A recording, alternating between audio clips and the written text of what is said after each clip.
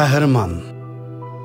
İnsanның barlıq fazilatları içide qahramonlik birdan-bir tüpki fazilat. Tarixdagi barlıq ma'naviy boyliqlar içide qahramonlik dostonlarila asr-asrlardan buyon qalblarga birdan-bir quvvat bo'lib, ularni yigilab qurib ketishdan saqlab keldi. Qahramonlar to'g'risidagi doston va cho'chak rivoyatlar xalqimizning tarixiy bayonlarining gul tojisi. Bu botirlik kuylari og'ir kunlarda va mushaqqatlik hayot safarida kelayotgan karvonga umid va ishonch bag'ishlab, jafoliq safarning cho'qim bir kuni oyoqlashadiganligidan bishorat berdi. Bu dostonlar ojizlarga kuch, ümidsizlarga umid, ishonch bag'ishlaydi. Faqat sunmas irodalik, taqdirga bosh egmaydigan azimatlarning hamon bir kuni maqsadga yetadiganligiga ishondirdi va yetaklaydi. Qahramonning hayot maqsadi millati va vatani uchun bo'lg'ashqa, uning shuhratimi cho'qimki millat yoki davlatga tava bo'ladi. Mayli uning shuhrati qanchalik taralgan bo'lsin, u bu shuhratni o'zining millati va vatani uchun qilgan kurashlari bilan qo'lga keltirgan bo'ladi. Qandaqdir umumiy insoniyatga tava qahramon bo'lmaydi. Bu xuddi insoniyatga o'rtaq manfaat bo'lmagandekla bir ish. Mayli biz qanchalikla zo'riqib, muhabbatimizni bildirmayli, boshqalarning qahramoni hargizmi bizning bo'la olmaydi. Boshqalarning qahramoni cho'qimki bizning manfaatimizni o'z millatiga elib berish yoki o'z millatining daxliga uchirgan manfaatini qo'g'dash bilan dunyoga keladi.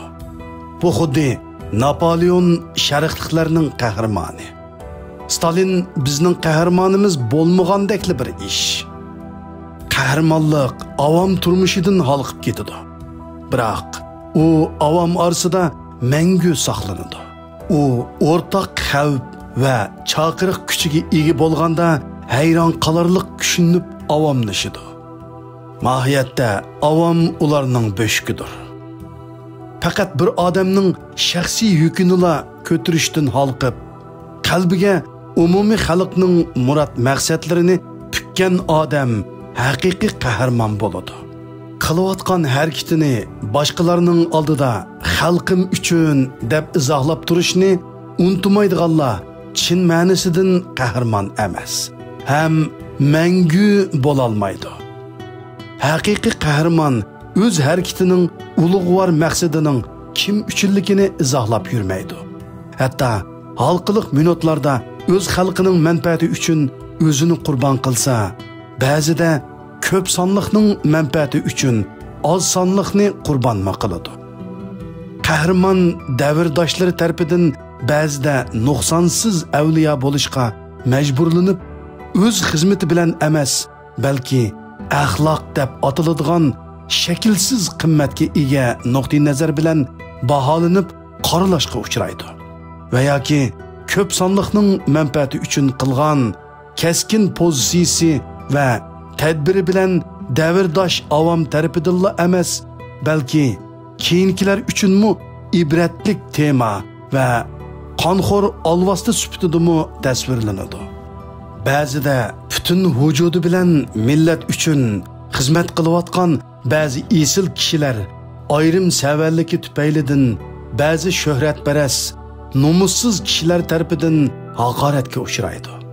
Hatto millatning xoiniga chiqariladi. Mana bu haqiqiy qahramonning nohaq qiyofati va tragediyasi. Qahramonning axloqi bilan xizmat iqtidorini bog'lab ko'ngan avomga qaraganda, qahramonning o'ziga munosabatlik fazilatini bir yonga qayirib qo'yib, xalq taqdiriga munosabatlik bo'lgan xizmat iqtidorini asos qiladigan avam to'limi donadir. Ular qahramonning meg'izini yeb, shaklini yemaydigan kang qo'saqlardir. Bu ikki xalqning o'z qahramonlariga tutgan pozitsiyasidagi o'xshamaslik ularning dunyodagi o'rnining o'xshamasligini belgilagan. Shu sababdan ularning o'xshash zimindagi, o'xshash davrdagi taqdiri o'xshash bo'lmaydi. Qahramonning fazilatidagi o'ziga yoqmaydigan nuqsonlarni uning xizmat iqtidori bilan bog'lab oladigan kishilar meg'iz bilan shakalni aralashtirib yevilib, bu meva battamkan deydigan nadonlardir. Qum bosgan shahar romanining 11-bobida shundoq ham tragediyalik ham komediyalik bir voqea bor. Dushmanning tajovuziga uchirgandan keyin o'zining podshohi yo'qligini birdilla his qilgan beg'amlar shahrining fuqarolari o'zlariga podshoh saylash uchun saylam qiladi. Saylamda biraylan turdi sarrabni podshoh bo'lsin deganda yana biri yo'q, u bo'lmaydi, uning maxfiy xotinlari bor deb qarshi turdi. Yana biraylan tashaxun tevibni ko'rsatsa, podshoh bo'lg'isi barlardan biri o'kti qo'pib, bu tevib er yo'q xotinlarning kesilini bakrak ko'ridi deb qarshi turdi.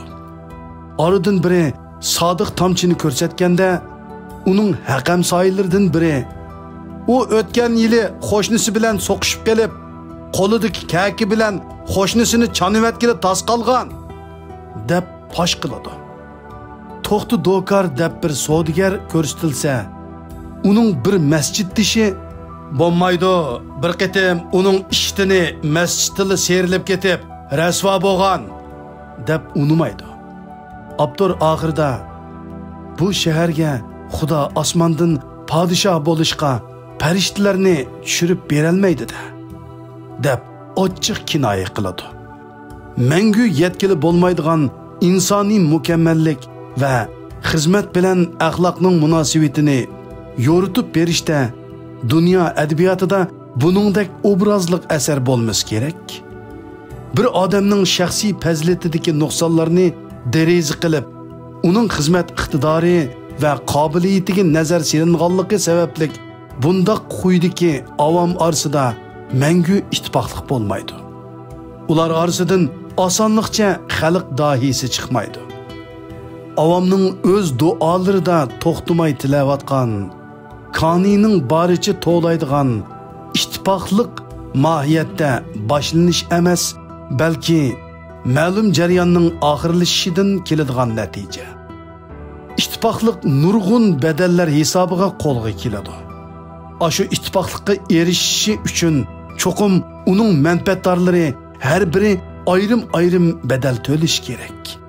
Ba'zida oti dushmanining qo'lini siqishga, yana ba'zida o'z bilan fikr ixtilobi yoki shaxsiy ziddiyati bor odam bilan o'rtoqlashishga, qachondir bir chog'larda o'ziga axloqsizlik qilgan odam bilan chiroylik salomlashishga, bir dasturxonda mungdishishga majbur bo'lgandilar va xohlagandilar ondan heliqi hammani mabtun qiladigan ittifoqlik va birlikka erishgili bo'ladi.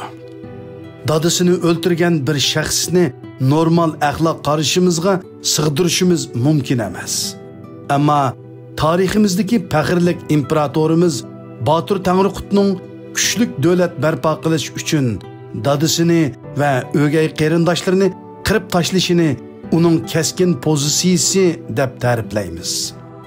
Demak, qandoqli bo'lmasin Botir Tangriqut, ya'ni rivoyatdagi O'g'izxonni büyük qahramonimiz deb faxrlanamiz. Demak, qahramon bir millatning uyushish nuqtasi. Bu nuqta farishtani emas, odamni markaz qilg'ashqa kamchilikdan xoli bo'la olmaydi. Xalq faqat mohiyatdagi o'zining manfaatining vakili bo'lgan qahramoniga keng qo'soqlarcha muomala qila olgandilar, ondan butun xalq ittifoqlashadigan markaziy nuqtaga erisha oladi. Bu ittifoqlik bu xalqni tog'dek ig'ir kun, qiyomatning dashtidek taqdirdanmi qutqizib chiqa oladi.